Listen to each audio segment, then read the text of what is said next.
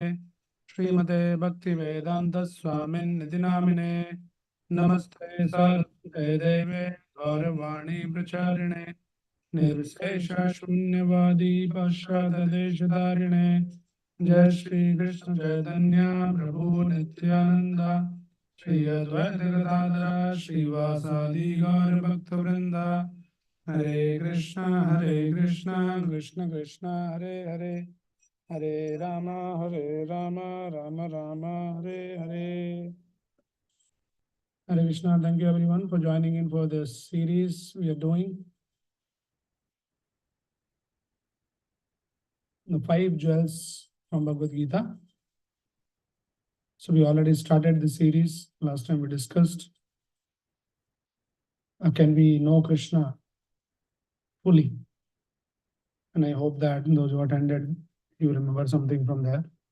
So today we'll talk yet another very important verse from Bhagavad Gita. And the topic title will be how to remember Krishna always. Because many times we keep hearing about this idea that we have to remember Krishna. So can we remember Krishna all the time? Or is it okay to remember sometime only? And if we have to remember all the time, then how to remember Krishna always? So that is going to be our topic today for discussion. And we'll read from the Bhagavad Gita as it is by Srila Prabhupada. And then text number from chapter 8, entitled as Attaining the Supreme, text number 7. It is one of the most important verses from Bhagavad Gita. So please repeat after me. Tasmat sarveshu kaleshu mamanusmara yuddhacha mayarbhitmano buddhir mame vashyasya samshayaha. Tasmat sarveshu kaleshu mamanusmara yuddhacha mayarbhitmano buddhir mame vashyasya samshayaha. We'll chant one more last time. Tasma sarveshu kaleshu mamanusmara yuddhacha mayarpitmano buddhi mame vashyasya samshayaha. Translation and purport by His Divine Grace, A.C. Bhaktivedanta Swami Srila Prabhupada. Translation. Therefore, Arjuna, you should always think of me in the form of Krishna, and at the same time carry out your prescribed duty of fighting. With your activities dedicated to me and your mind and intelligence fixed on me, you will attain me without doubt. Please repeat the translation after me. Therefore, Arjuna, you should always think of me in the form of Krishna, and at the same time carry out your prescribed duty of fighting. With your activities dedicated to me and your mind and intelligence fixed on me, you will attain me without doubt. Purport. This instruction to Arjuna is very important for all men engaged in material activities. The Lord does not say that one should give up his prescribed duties or engagements. One can continue them and at the same time think of Krishna by chanting Hare Krishna. This will free one from material contamination and engage the mind and intelligence in Krishna. By chanting Krishna's names, one will be transferred to the supreme planet, Krishna Loka, without a doubt. So this is one of the very, very important words and very practical tip that Krishna is giving here. Because, okay, now let us just try to analyze this a little bit and then we'll get into the details. So how Krishna is saying this verse is saying Tasmat. Now this verse has, a lot of meaning to unfold. Why Krishna is saying something like therefore.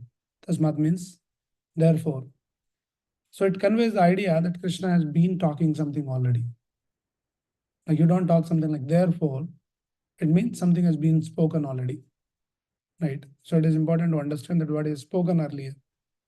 And after knowing that, then he says, therefore, tasmat, what you should do? Sarveshu kaleshu, all the time. Sarveshu means all, and kal means the time.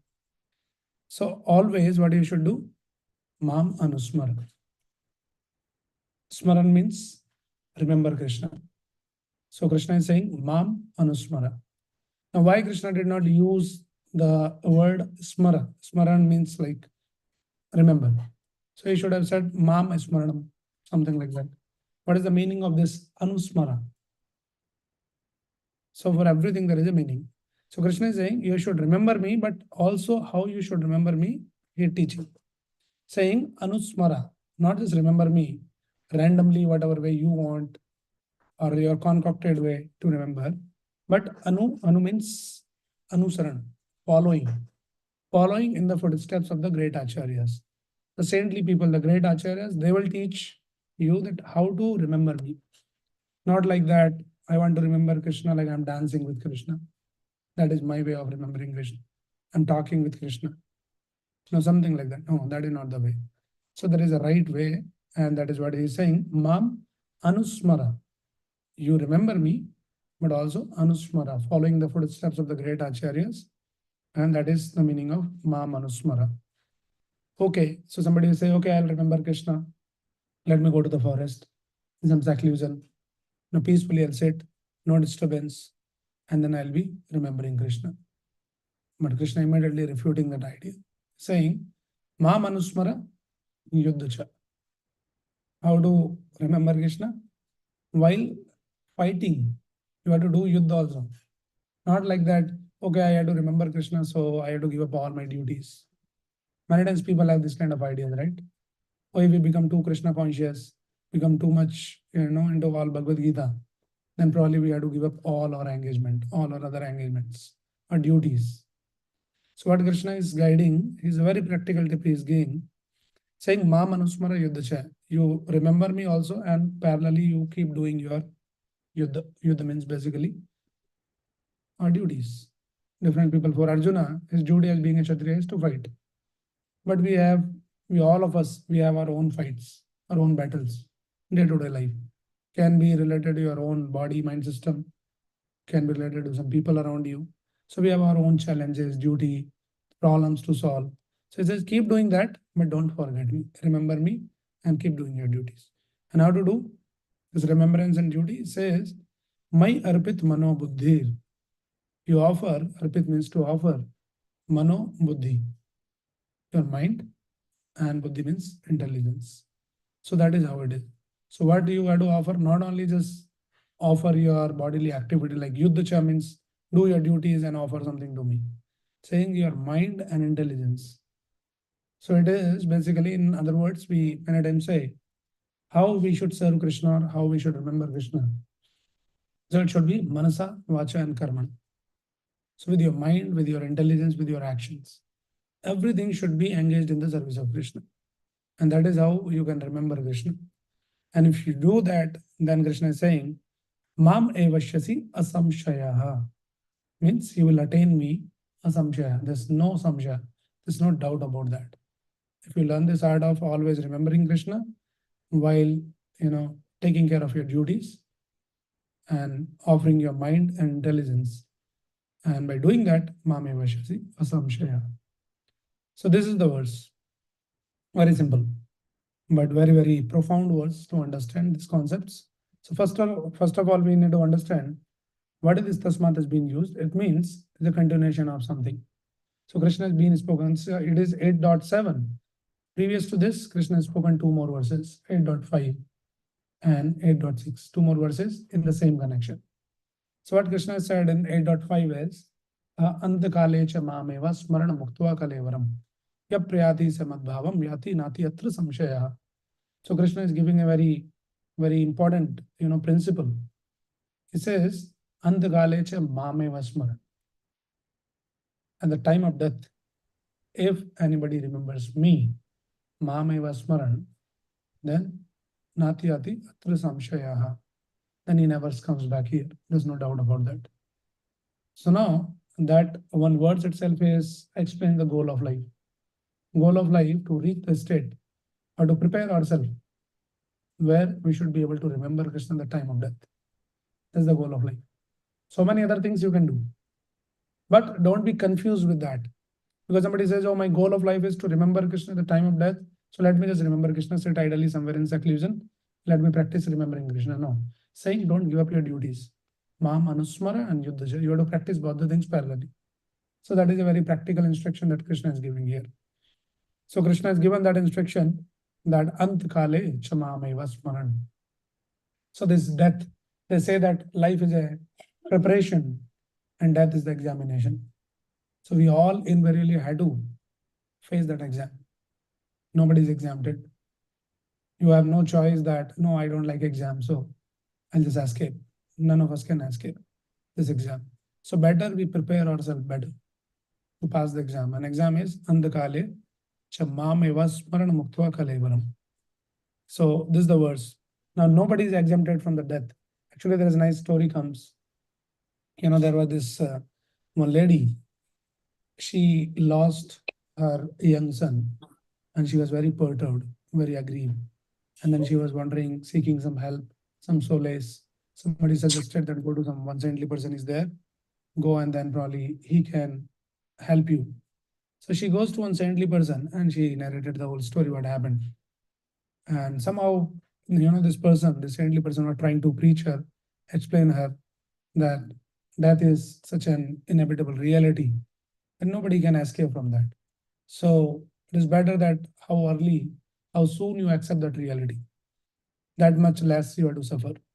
She was somehow so overwhelmed with the emotions, she was not able to understand, grasp that understanding.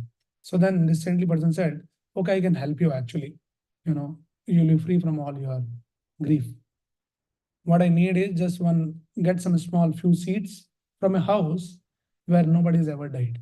Go in the village around and get some seeds. And then I'll tell you the trick how to escape this problem. She did not realize out of, overrun with the emotions. And she went around and she tried hard and she came back disappointed though, but realized. And that is the reality of this world, that all of us has to face this. So better you accept that. It is little hard and harsh to accept, but that is the reality, right? So rather than not accepting, rather we should prepare ourselves for that exam. And that preparation is this. Antakale cha mameva smaran. Because that is the science. Krishna explains in 8.6, says, yam yam vapi smaran bhavam tyajati ante kalevaram. Whatever state of consciousness we have at the time of death, that state you will attain.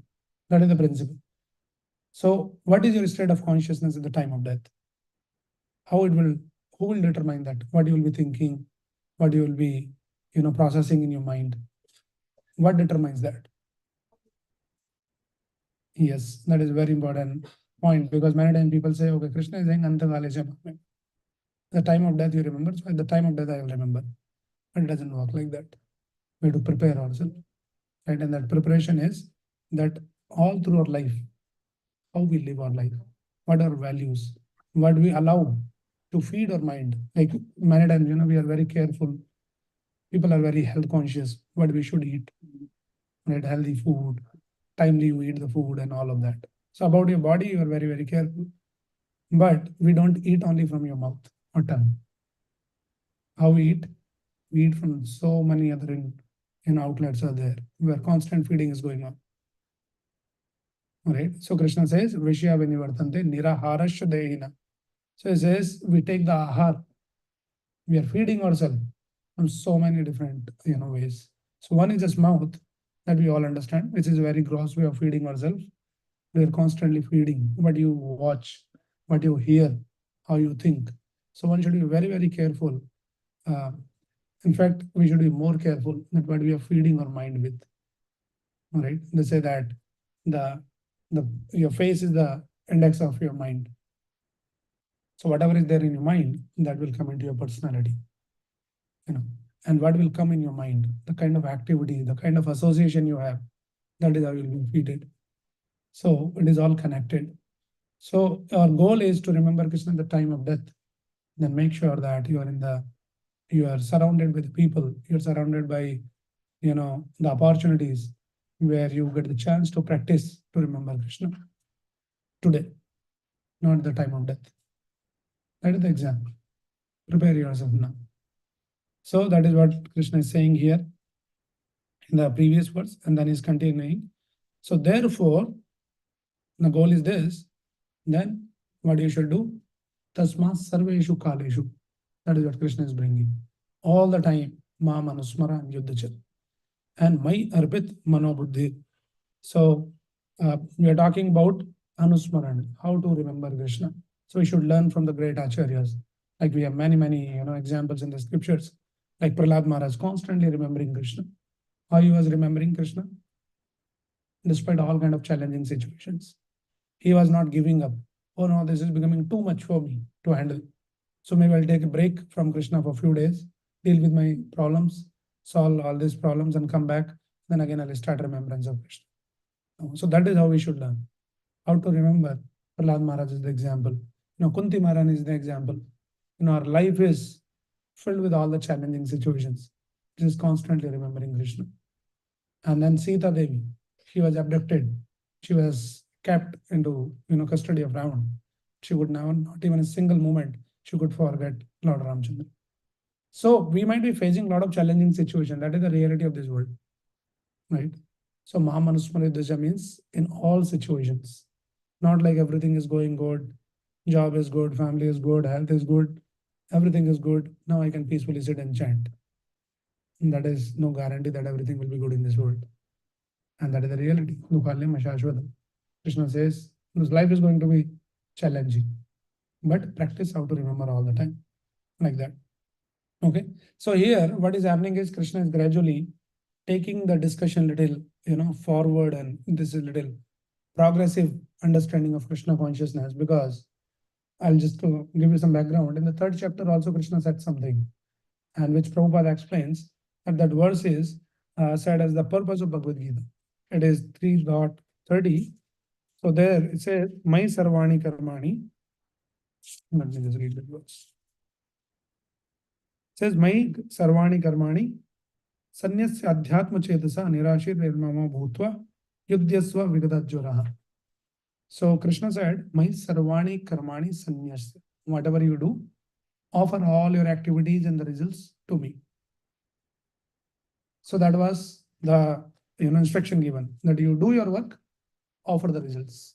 Now Krishna is going next level now. What is saying? Saying, Ma Manusmara Yuddhacha. Don't do the work first. First Ma Manusmara. First think of me and do the work. It means you should know that why I'm doing this work. So earlier what is happening in the earlier instruction 3.30, you have some work, you have some desires, you do your work, but result you can offer to Krishna. Okay, now next level is, before your work, you should be very clear why I'm doing this work. This work is for Krishna. So this is next level. So that is how this progression is going here. And when you do the work and offer the result, only your body is engaged. Like with your body, you do the work, offer the results. But here Krishna is demanding that is not enough. That your body should be only engaged in the service. But Mai Arpit Mano Buddhi. Your mind and intelligence also should be engaged in my service. So that is next level of demand. So that is how it's a gradual progression in the spiritual life. Somebody is not doing anything, say, okay, do some work, offer the results. Then you think of Krishna. So mind is basically the storehouse of thoughts. A lot of thoughts keep coming. So we have to learn that how to think about Krishna. And intelligence is more of like on the logical side, where you rationalize the things, try to analyze the things and all of that. So use your intelligence to understand Krishna. So not only just think Krishna, Krishna, Krishna, Krishna, but also use your intelligence to understand Krishna, that who is this Krishna? Why I should think? Now, otherwise, you might think on a very sentimental platform. Oh, Krishna is God, Krishna is very nice, Krishna is so sweet, he's so cute. And something happens in your life, suddenly you become anti-Krishna. Krishna didn't do anything because you have not understood Krishna properly. So not sentimentally think. See, thinking happens a little sometime more on like emotional side. But intellectual side also, that needs intelligence. You should understand. Because many times people think that Krishna consciousness, God consciousness, going to temple, reading Bhagavad Gita, chanting Hare Krishna mantra means life should be all wonderful. Everything Krishna will take care. Krishna says that I will take care of everything, surrender unto me. It means Krishna has to take care of everything. I am facing all these challenges. It means you have not applied your buddhi, you have not understood Krishna properly. So that is why Krishna is saying, not on the sentimental level, just keep thinking Krishna, Krishna, Krishna, but understand Krishna. Now to understand Krishna, you have to read Bhagavad Gita. And if you want to understand more, read Bhagavatam. And even more, PhD, then Chaitanya Charitamrita. And then you truly understand what is this Krishna is, why is God, what kind of God he is. All right. So that is what this verse is saying. Ma manusmarayudacha mayarpit mano buddhi. So now let us talk about it is just to understand that in the verse. Now let us talk about some practical things. How is it possible? First of all, is it possible to remember Krishna all the time while doing your duties? How somebody can do that double duty work? Because some of the work, still you can think, say, for example, you are driving. You can still, play some kirtan, or you can sing some Hare Krishna or whatever, some song like that, possible. But some of the works are like, it demands full attention. Like you're working, say, in office, doing some important work. And it needs your 100% attention to the work. And Krishna is saying, Sarveshu Kalesu, in all situations. So even that situation is not exempted. That when you are in office, you're busy with the work, that's okay. That time you don't remember. Saying Sarveshu Kaleshu. Even while you're too busy with your work, deadlines are coming, and all of that is happening. Still, you should remember. Is it possible? Yes or no? What is the answer? Those who are joining online, you can put your answer in the chat. Yes, it's possible. For that, say loud. Okay, so when your focus is, your attention is 100% on something, that time is it possible that in the back what is going on?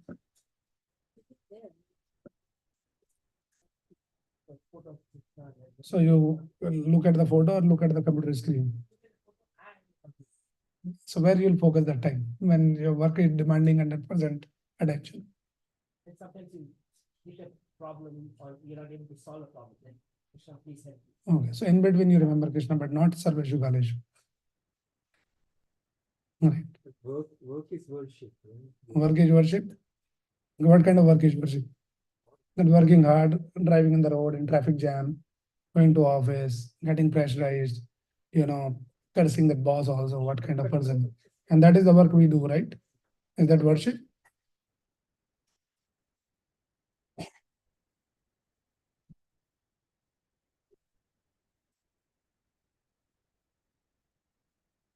Yes.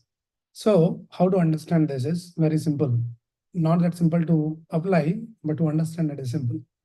See, when we say that, whatever you're thinking in all situations, remember Krishna. Meaning, see, some of the work is like that, wherein you cannot very proactively think of Krishna because it needs your attention. But you are very clear that this work is also for Krishna. Then it is also equal to thinking of Krishna. Right? Like say, for example, somebody goes to the office. Now you say, why do you go and work hard there? Say, no, I had to take care of my family. That is the driving force. I had to give them nice facility, my kids, good education, good family life, and all of that. But when you go to the office, when you work, you constantly keep thinking that, oh, I have to take care of my family, take care of my family. But that understanding is clear. Know that I'm doing this because that will support my goal to take care. So in the same way, when we become Krishna conscious, you are very clear, what am I doing in my life? Either I'm making money or any work or anything, it is for Krishna. And then while doing the work, you may not think of Krishna very proactively, but in the background, that understanding is already there. It is possible. So that is the way that we can always think of Krishna. Right. So this is how. So there are two different ways. One is like proactively we think of Krishna, and that is called the daily sadhana program. Every day, like we have some prescribed duties, some goals we take. Okay, every day we'll chant 16 rounds of Hare Krishna Mahamantra in the morning. So that time what you do is you do nothing, just sit and chant Krishna's name and try to focus on Krishna. It's like in the foreground you're trying to think of Krishna, right? And like we are reading, hearing. So that time you proactively thinking of Krishna. Krishna is in the foreground. And after that, after 2 hours or 3 hours of sadhana, you go to the work. That time you are not proactively thinking of Krishna. But because you have spent some good time, quality time, attention for the 2 hours to think of Krishna, now Krishna may not be in foreground, but Krishna will be in the background. So that is how Krishna is still there in your mind. So sometimes in the foreground, sometimes in the background. If you don't do this foreground work, which is like daily sadhana, that is why we recommend and we insist the people that every day chant Hare Krishna mantra, or read, whatever, some few minutes, few hours. It prepares your foreground mind. And because of the foreground, in the background also there will be Krishna. If you don't do this work for foreground, then Krishna will not be in the background. Krishna will be out of the ground. Krishna will not be there only. You will be thinking 100 things in the world. There's enough things to occupy your space, head space, at this node earth. So that is why the sadhana program actually helps. That is called Vedi Bhakti. Vedi Bhakti means you use some vidhi, some tools. Okay, let me chant Hare Krishna mantra. Let me attend some classes, some reading calls, or you yourself can read the books, go to the temple. So these are the things, it prepares your consciousness. And then all through life, you keep doing, keep doing all that. Then gradually you prepare your consciousness. The preparation, life is the preparation, death is the examination. So the time after that, death, you will be able to remember Krishna. So that is how we do this. So this is the understanding. So sometimes if we are not able to give full attention to Krishna while doing the work, still just make sure that you are Krishna conscious in general. Not like the 2 hours I'm Krishna consciousness in the morning hours. When I go to temple, I'm Krishna conscious. When I chant Hare Krishna mantra, I'm Krishna conscious. Other times, I myself don't know what conscious I am. And that is what is the situation. We are not conscious and what we are thinking, what is going on. It's like a constant feeding. You're driving the road, all the outlets are open and you're feeding constantly. That is how it works. So one should be very, very careful, right? And it is very much possible. Prabhupada gives the example. Prabhupada gives example of a father whose child is sick and he goes to the office. And while going to the office, he sees the child, how is temperature or something like that. And while he is sitting in the office working constantly, he may not be very proactively thinking, but the thought doesn't go from his head and how my child is doing. And as soon as he finds little opportunity in between, he'll call the wife. How he is now, he is better. So you see, we all can experience that. Certain things, though externally you might be engaged in so many other activities, but in the background mind, something is going on. So if we can train ourselves, then that something will be Krishna. So that is what is the idea that Krishna is posing here. Tasma sarveshu kaleshu mam anusmara. There is another example is given in the scriptures, but that is like very strong example, but it makes the point very clear. This example of a lady, she has some extramarital affair, and then she becomes even extra careful at the house. She'll make sure that she does all the activities, household duties, very carefully and constantly keep thinking about the other person. So that is the way a sadhaka should practice the bhakti. And we are here in this material world, and we are actually belong to Krishna, but we are engaged with so many things here. So while engaged and very carefully doing all your duties, worldly duties, you can still constantly at the background mind, you can think of Krishna. It's possible. But how it is possible now? Everything sounds like a theory only. Right? Oh, this is a nice concept to hear. It doesn't work like that. Krishna doesn't come. How Krishna will come? Any clue? How you train? Do we train like I should keep thinking of my family? Like I gave the example of the child, sick, the father, child is sick. He trained himself, or now I'm going to office, I have to train myself so that I can think of my child.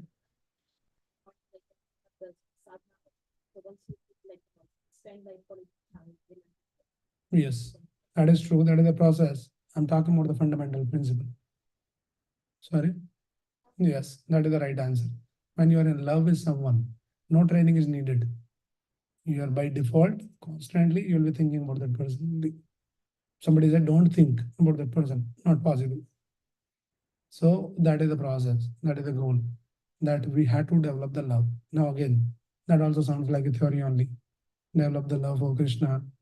We already developed love for so many things, so many people. Krishna is like in the last in the list, right? If we get free from all these people, then we think of Krishna by the time we are already exhausted. How to develop the love? Any idea? I discussed in the past.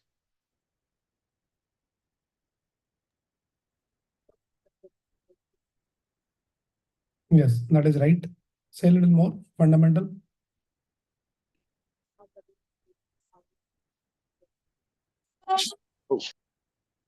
Yes, that is also right, but even more fundamental, something. You are coming very close. Yes, process is how we develop love by hearing. Shravanam is the process, and that is what we discussed. The Navada Bhakti begins with Shravanam, Kirtanam, Vishnu Smaranam. So the Smaranam will come when there is enough Shravanam happens. When you keep hearing again and again, more and more. And this person, Krishna, is not some ordinary person. The Supreme Personality of Godhead, the most loving, most caring, person. When you hear so much, his reciprocations, his characteristics, his qualities, his pastimes, then you will be, forced to fall in love with Krishna. There is this nice example comes in the Srimad Bhagavatam. This Rukmani Devi, this verse is quoted. She says, Shrutva gunan bhuvana sundara shrunvatam te nirvishya karna vivare haratam gathapam rupam drisham drishimatam akilartha labam toy achyuta vishadi chittam apatrapam me. So this is the letter written by Rukmani Devi, the first love letter ever in the history. And Rukmani ji, she writes to Krishna. And what she's saying, Shrutva gunan bhuvana sundar shinvatam te. Krishna, Shrutva gunan, when I heard of your gunan, your qualities, your bhuvana sundar, you're the most beautiful personality in the entire bhuvan. Bhuvan means the entire creation. When I heard about all those qualities and about your beauty, shinvatam te, now I heard nirvishya karna vivare. Through my ears, when those qualities entered to my, then first thing what happened was haratongatapam. That is the first, what do you say, the symptom of hearing about Krishna. When you hear about Krishna, what happens? Haratongatapam. Angatapam means anxiety. Like generally, when you're too anxious, angry, or some emotions, some negative emotions, body gets heated up. This is angatapam. So as soon as you start hearing about Krishna, all these bodily anxieties, mental anxieties, everything will be reduced down, cooled down. That is the first thing will happen. And then Rupam Darsham Darshimatam Akilartha Labham. And that hearing about that beauty, that form, that Rupam, I have just given my heart to you, just by hearing. So she fell in love with Krishna, Rukmaniji, by hearing. She had never seen Krishna. Right? And she decided that I had to get married with Krishna only. She's writing this letter and sending this letter through one Brahmana to Krishna. This is what is my state of consciousness. I heard a lot about you and I already fell in love with you. So that is the process recommended in the scriptures, that when we hear about Krishna sufficiently from the right bona fide sources, then gradually we develop the love. And when you are in love, then you are forced to think of Krishna all the time, automatically. No training is needed. It will be by default. You'll be thinking of Krishna. And then when you think of Krishna, then, that is, you're going towards the goal. So there is some examples are given. This example of, this episode comes of Chitraketu Maharaj's story. And it's a long story, but what happens in like later life, he becomes a demon. Because of some curse by Parvati ji. And then he becomes the demon in the next life, Vritrasura. He was a very, very powerful demon. He was in some battle, in some fight with Indra. And he was a powerful demon. Indra was also powerful, Devata. But he couldn't conquer over this demon. So he was wondering like what to do. So he goes to the Lord and he said, Lord, you have to suggest some solution, how to deal with this demon. The Lord says, there is a solution. You You have to make a special weapon. This is called Vajra Ayudha. Vajra. Like Vajra means like very hard, very strong something. So you have to make this weapon. And how to make this weapon? And there is one, this saint is there. His name is Dadichi Richi. So go to Dadichi, and from his bones, this weapon has to be made. And with that weapon, you can kill this Mithrasu. So he says, how can I get his bones? He says, go and ask, he will give. For that, he has to die. So he says, it's like too much of demand from someone.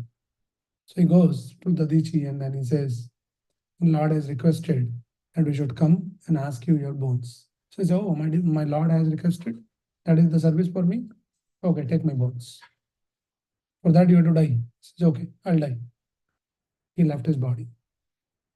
So what is the point here is, when somebody is in so much love that my Lord has said something to me, then you can go to any extent. And he did not realize that his soul got separated from his body. For us, it might sounding like too much, right? But it is possible. So this is the example. So Ma Manusmara Yuddhasya, whenever whatever you're doing, you should always be keep remembering Krishna. So my Arpit Manobuddhi, your mind and your intelligence should be engaged in the Krishna service. That is what is Krishna is asking here. So many times what happens, you might come to the temple, you might be sitting in the temple, in the Gita class, trying to hear about Krishna, chanting Krishna's name, but Manobuddhi might be somewhere. Your mind and intelligence is something. You might be processing something in your mind, trying to solve some problems in your house, in your office, and chanting Hare Krishna, Hare Krishna, Krishna Krishna. Right? So seemingly you are engaged in some kind of a Krishna conscious activity, still you are not smara. You're not thinking of Krishna. But on the contrary, you may not be seemingly engaged in some Krishna conscious activity like the Arjuna. Arjuna was fighting the battle. He was shooting the arrows. Shooting the arrows is not considered like chanting Hare Krishna. Right? But why he was shooting the arrows? Because Krishna asked him that you had to shoot the arrows. So that is the thought. So that is Krishna conscious.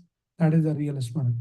So like that, we should understand that we should not think that everything should be nice in our life and then we'll be sitting peacefully and remembering Krishna. It doesn't work like that. There will be constant battle. There will be constant fight. We should be prepared for the fight, first of all, and how to fight. Not only just fight. Remember Krishna and fight. Prabhupada says, my whole life has been all about fight. Prabhupada says, when I went to America, so the people who are trying to disrupt my programs, deprogrammers. Now one time Prabhupada was giving some lecture. Some people came and they threw some bomb, like that, some small hand grenade, something like that. So there are people, envious people, do with this family sitting and talking something, some crazy people in this country. So there are many times people, these deprogrammers. So I had to fight with them. When I go to Mayapur, I had to fight with my god brothers because they were actually criticizing Prabhupada. Why they are criticizing? They're saying, what is this? You're spoiling our tradition, Hindu tradition. You're giving initiation diksha to all these Americans. They're all third class people. You should not give them the diksha. They cannot chant the mantra like that. So, all these conventional ideas, without understanding the philosophy behind. So then he has to fight because they will condemn Prabhupada, criticize Prabhupada. Says, so America, I was fighting with people. In Mayapur, I was fighting with my god brothers. When I went to Vrindavan, then I had to fight with all these caste Goswamis. Right? They were criticizing. Oh, we are the only Goswamis. We have the right only to do this worship, chant the mantras. Nobody else should do all this. These are all, everybody does. They try to say that this is our monopoly. This Goswamis means it's our monopoly. We can only do all this. So Prabhupada has to fight. He has to, tolerate all that criticism. And then Prabhupada is trying to, we had discussed in the previous class also, Prabhupada trying to build a temple in Mumbai. And there was this person who was the property dealer from whom they bought this land. Now for the temple, they paid some advance money. And this person was a cheater and big real estate person. A lot of money, a lot of influence, political connections. He thought these are all sadhus. I can just take away their money and like that. So Prabhupada had to literally fight with him. Said, this is Krishna's money. I cannot let him, this guy, to take away money like that. So Prabhupada was very, very strong. So say, my life has been all the time about fighting. So a devotee should understand that life is not going to be easy. There will be constant challenge. So these are one or two important lessons that we can learn from this discussion, that there will be always yuddha, there will always constant battle in life. So don't expect that life should be nice because you are coming to temple. And while we have to deal with all these battles, learn the art of remembering Krishna. So Prabhupada is the example. And many devotees, when we try to preach, we go out, try to do some programs, try to meet some people, all kinds of challenges the devotees, the preachers, they have to face. People criticize you for no reason, some concoctions. Oh, you people are good for nothing. Simply, better you're talking about all this Hare Krishna, all this Bhagavad Gita, it doesn't help. Rather, you just take up some job, do some work, meaningful work. People think that work is only meaningful work. It is not meaningful. So one should be ready to tolerate all kinds of challenges, all kinds of criticism, all kinds of insults. And then only you can remember Krishna. And that is what is the verse that Chaitanya Mahaprabhu gives. That if you want to constantly remember and chant Krishna's name, this is the formula. Pranadapi sunichena tarorapi sahishnuna amanina manadena kirtaniya sadahari. So you are constantly, the same thing that Chaitanya Mahaprabhu is saying, kirtaniya sadahari, always keep chanting, keep remembering Krishna. But now how to come to that level? For that, there are two things, that Tranadapi Sunichena. You have to become tolerant, more tolerant than the tree. And then humbler than the blade of grass. The grass in the street is very soft and humble. If you go and stamp on this, stamp on it, then still it will give you softness in turn. It doesn't, retaliate against you. So grass is considered very humble. But Chaitanya Mahaprabhu is saying you should become more humbler than the grass. Now, what is this more humbler? First of all, if we can become the humble like a grass, that itself is a very great achievement. But Chaitanya Mahaprabhu is asking you should be humbler than the grass. What can be more humbler? And more tolerant than the tree. Now, tree is all tolerant. It tolerates all heat, cold, rains, all kinds of wind blow and everything. It doesn't say anything. Somebody throws a stone on the tree, it will give the fruit. So much tolerance, right? What is the meaning of this more tolerant and more humbler? How do you understand it? People don't think about all those things. They should think what is humbler and what is more tolerant. So basically the idea is tolerance. Passive tolerance means somebody comes and do something to me. Said, okay, I tolerate, I'll not do anything. I'll not retaliate. I'll not revert back. It's a tolerance. But more tolerant means if somebody comes and try to harm me something, still I wish him good. I pray for him to the Lord. That is even more tolerant. And Lord, this person is in complete ignorance. He doesn't know that what he's doing. So I pray that please give him some good intelligence. That is more tolerant. Like that. Somebody comes and stumble on you. So you can be humble by not responding or not reacting to the situation. But in addition, you can pray to the Lord. You can wish him good. It's okay, I know that person is doing all of those things. Might be going through some situations, some challenges. So may Lord help him, like that. So this is more tolerant and more humbler. So like that, we can practice all of those things. And then gradually we'll come to this level of what is Krishna is demanding here. That Tasmat Sarveshu Kaleshu Mam Manusmara Yuddhaja. So as we summarize, that to come to that level of constant remembrance, we have to fall in love with Krishna, we have to develop the love. So that's the whole idea. The goal of life is, somebody asks, what is the goal? So we can say so many things. But from the scriptures, we understand goal is love. Develop love for Krishna. Prema dhana bina, daridra vyartha jivan, das kari koro more, vetan more, teo prema dhan. So Chaitanya Mahaprabhu says, prema dhana bina, vyartha daridra jivan. If I don't have the love for Krishna, then this jivan, this life, is daridra. I'm like a very poor. And it is vyartha jivan. It is waste. Life is waste. Whatever you want, you enjoy life and you leave everything behind and go somewhere, don't know where. So vyartha jivan, daridra jivan. So says, Dasa kari deho more. Praying, my dear Lord, kindly engage me in your service. And when you are engaged in some service, then you need some vetan. Vetan means salary. So what should be your salary? Chaitanya Mahaprabhu is praying, Dasa kari deho more premadhan, vetan more deho preman. Kindly engage me in your service, and in turn, as my salary, what you should give is give some love. I can develop some love for you. So that's the goal of life. And once you are in this love, then you can easily remember Krishna. Seems like very challenging. So the process of developing love is this sadhana bhakti. There's two kind of bhakti has been explained. Sadhana bhakti or Vaidhi bhakti, and then raganuga bhakti means spontaneous devotion. So when we practice this sadhana, daily chanting, hearing, reading, doing some seva in the temple, participating in some Krishna conscious activities, contributing in whatever way with your time, with your money, with your words, with your skills, whatever way you can offer something to Krishna. While doing all of that, gradually it gets purified, and then our dormant love will be real. So that is the process. So we should hear more, and not only just hear for the sake of hearing, but we should hear to understand. So mano and buddhi. Buddhi is needed to understand. Simply just hear and then forget after that and work. So mano buddhi, and also implement that in life. And then gradually, so that this verse comes in the Bhagavatam, it says, Smaranta smaryantasya mito og haram harim. Bhaktya sanjataya bhaktya vibharti utpalakam thanu.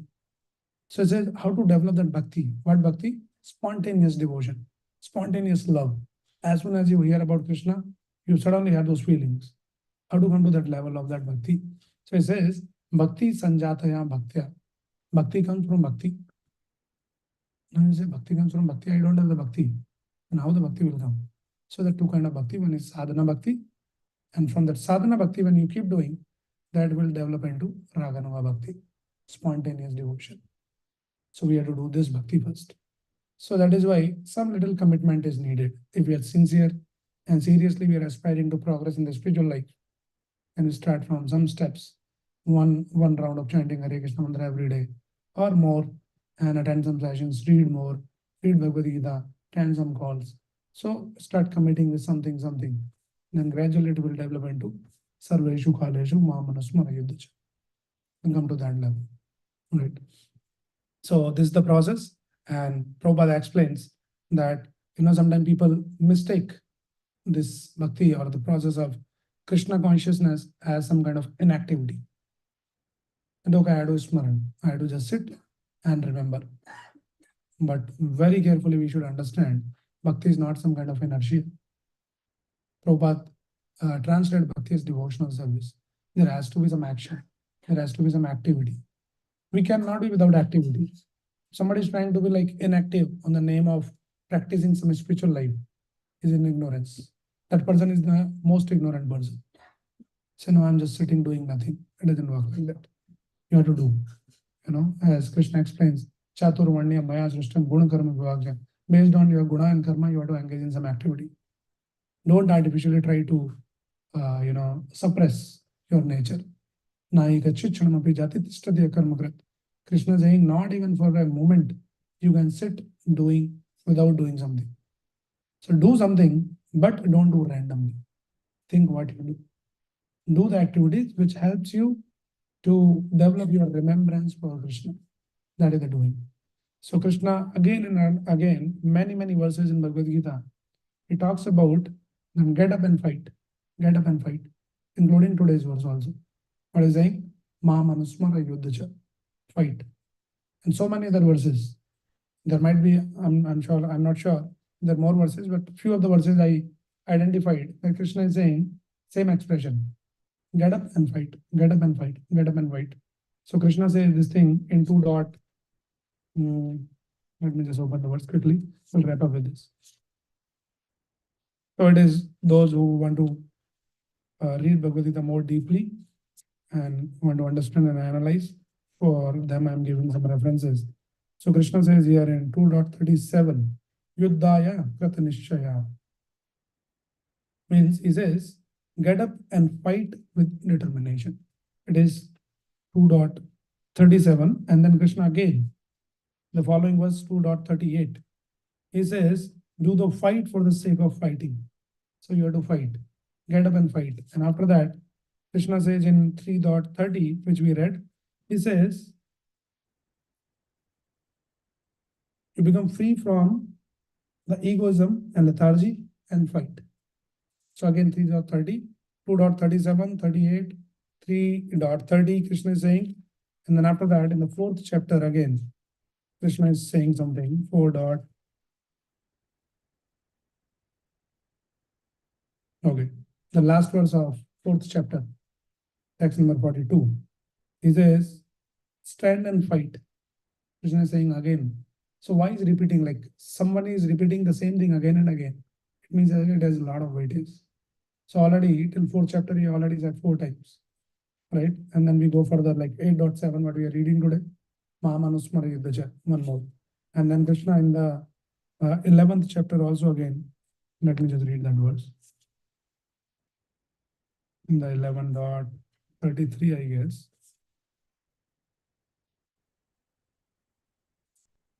Okay, so 11.33, universal form. Yes.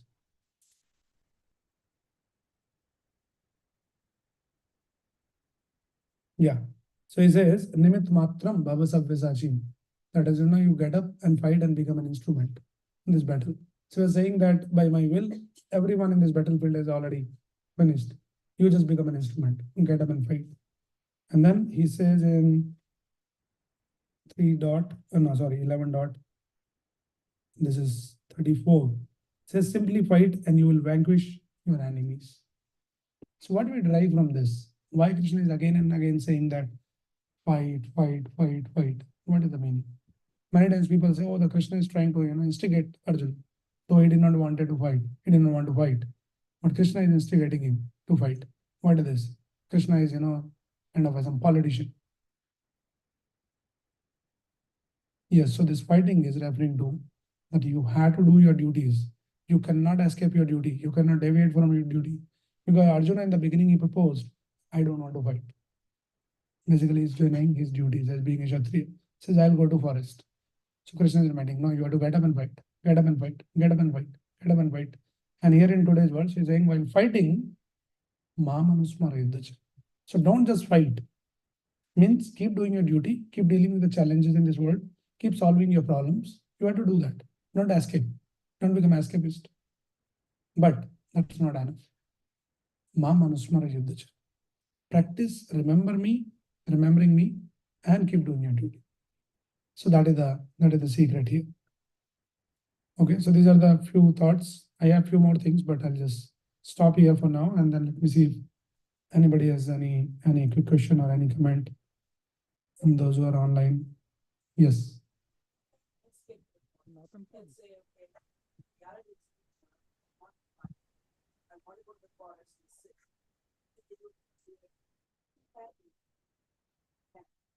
Yeah. So who can do that? Krishna explained that somebody who has reached that state of that consciousness where you completely Atmaratir Evashat, completely self-absorbed someone. He is not looking anything outside, but is already seen, experienced something inside. That person, no matter where he's sitting, in the forest or in the city, he'll be undisturbed. But Krishna actually warns that prematurely don't do that. You might suddenly, out of some situations, some circumstances, you might think, oh, I don't need all of those things. It's too much. I'm just going to the forest. But you're not sufficiently purified. Still, you're not free from the desires. Then what happens? Circumstantially, whatever challenging situation, you feel like, no, I don't want anything now. Let me go. But if you're not purified enough, then suddenly those desires will come, even in the forest. And then you'll be like a pretender. Inside something is going on, and externally you're posing yourself, I'm completely renowned person. Yes, goal of any, so Bhagavad Gita's goal is to purify. And when you are in a purified state, that purified state has been explained, lover of Krishna. We are actually already, we have that love for Krishna, but it is lying in a dormant state and it is covered. So this process of Krishna consciousness or any kind of spiritual practices, the goal is uncover yourself. And what we call it self-realization. And self-realization and God realization goes hand in hand. When you realized yourself, and then automatically you realized, oh, Krishna is mine. I'm part and parcel of Krishna. That is your realization. Self-realization is not something outside of Krishna. Right. So when you realize yourself, you realize your relationship with Krishna. And you realize my relationship with Krishna is that of love. So that's the whole process. Any kind of spiritual practice. If any spiritual practice is not working toward this goal, then it is not spiritual. It is something else in the name of spirituality. And unfortunately, in this modern age, in the name of spiritual practices, a lot of bogus things are going on. So many different varieties of yogas, people are coming. It might be a stepping stone sometime, but some of the yoga practices are like very distorted, especially in this modern age. Something called like beer yoga, that you hold, one beer bottle in the hand and do some yoga exercise. Now, how it is yoga? Yoga, the fundamental idea of yoga is connection with the Supreme Lord. So, like that, we should be careful, understand carefully, read Bhagavad Gita. Okay. So, Prabhuji, I have a question. 1 second, I think my volume is so reduced. Yes, you can ask now. So the question I had, we say that Krishna is saying that you should be humble than the blade of grass, right? Now, if you see in the modern context where we are, that is okay, we are humbler than a blade of grass. But Krishna is also saying, take up your weapons and fight. So for people like us, that comes as a contradiction. So at situations where we are supposed to fight, if we become humble, then the fight won't start. Yes, very thoughtful question. Krishna is saying, be humble and fight. Now, how you can be humble and fight? So that is why we should understand carefully all these concepts. We go to the extremes. And humble means I should not be doing anything. Now we should very carefully understand what this humility means. There are different ways of explaining the humility. One of the definition of humility is that you should not allow anything to come on the way of your purpose. All right. So just be humble. But as soon as something comes on your way to disrupt your purpose, then take the weapon and fight. Till that time you can tolerate, you can be humble. But if somebody is coming and disrupting your purpose, it can be material purpose or most importantly, a spiritual purpose, then you have to take the action. So you cannot know I'm very humble. Somebody comes, cheats me, take away something, and all of that. So it doesn't work like that. And also, humility means sometimes people think that I should not be doing anything. And I should think myself very low. Right? That is the general idea. Humble means, oh, I'm not great. I'm very simple, I'm very humble. So that is a very artificial humility. So for example, if Krishna has blessed some of us here with some abilities, you're super smart, you're super intelligent, you're super productive in whatever way, right? And you say, no, you should be humble. So you say, oh, no, I'm not smart. No, I'm not intelligent. Oh, I don't know anything. It's very artificial. It's fake. The reality is you have something. So it's not about thinking low of yourself, but humility is thinking less about yourself. Thinking less about yourself, meaning people are self-possessed in this world. Everybody is thinking more than this. Anything you do, what's there for me in this? That's a by default equation. So humility means start thinking less about yourself. Think, okay, how does it please Krishna? How can I serve Krishna? For me, there might be some discomfort. Let me take this discomfort, no problem. So I'm not thinking too much about myself. And then use all whatever possessions, skills, abilities in the service of Krishna. So like that is humility. So you have to do your duties very actively, with all possible, the possessions or abilities you have, use that. If that answers your question, Sachinji? Okay, I'm assuming it answers. Yes. Thank you. Thank you. Okay, so there's some question here in the chat. I don't know, this question was like, I missed the chat. Let's start with some no. But another question is, yes, we have to pay part of our salary and we should use the remnants. So it looked like it's some conversation was there. Anybody's any quick question or any other comment? Anyone in person here or online? Namaste, Prabhuji. Yes. So you mentioned like, how Rukmini developed the love for Krishna by hearing about about Krishna, right? Is there something from your personal experience you can share about developing a love for Krishna, Prabhuji? Yeah, I don't know, and I don't want to claim that I have developed some love for Krishna, but I'm sure that by Krishna's mercy, we sincerely, I would say more like from Prabhupada's mercy, the Krishna's devotees, they have the love and they can give the love. We try to be very sincere. But yes, a lot of experiences that I think I'm sure that all of us might be having some experiences in some way or other, and we're a little thoughtful. But that remembrance comes in so many ways. When you do something, when you go through some situations, some challenging situations, or otherwise also when you're doing some duties and some sevas in the temple, then there's some background understanding is there that how we can do it in a better way, which pleases Krishna, which pleases Prabhupada, pleases the devotees, something like that. Simple thing like say somebody is cooking. So we can think, okay, how can I do my best in cooking? What best I can cook? So it needs some attention, right? They say that attention to details is a sign of love. If you are not in love with someone, you don't pay attention. Say finish the work and over, no tick mark. But if you love someone, then you go in each and every detail. Like for example, it's a very crude example, but again it makes the point. Like during this Valentine's and all that, the boy and girl they go and buy some gifts, but there's no love there. It's all about lust only, unfortunately.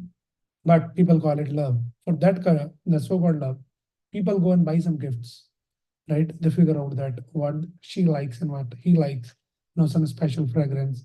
They'll go get some perfume, something. I have no experience of all those things, but I'm just talking theoretically. But the point is, it looks like there's some love. They try to get into the detail. What color, what fragrance, what this thing, something, what she likes, and all that. So try to get into the details to express. So this going into the details, paying attention to the details, the expression of love. All right. So when we do our services in the temple, it can be simple thing like when we chant, or we hear, or we do any practical devotional service in the temple. You're cleaning, you're washing, you're cooking, or you're preaching, you're talking to someone. So many different varieties of service. You can go more and more into the detail of doing that service. And that is a sign of that your love for the Lord. So our love is not like that kind of a love where like Rukmani is, gopis are constantly thinking of Krishna. We cannot artificially imitate all those great devotees. Of course, we can aspire to be on that level, but don't artificially prematurely try to imitate them. Our love at current condition state is how I can do my best to serve Krishna, to please Krishna. That itself is like a sign of love. So that is what we are getting trained here in the association of devotees. We keep hearing, keep learning, keep reinforcing this kind of idea, these concepts, how we can do something what we are doing better. Somebody is singing for Krishna, how we can sing in a better way, nicely, to please Krishna.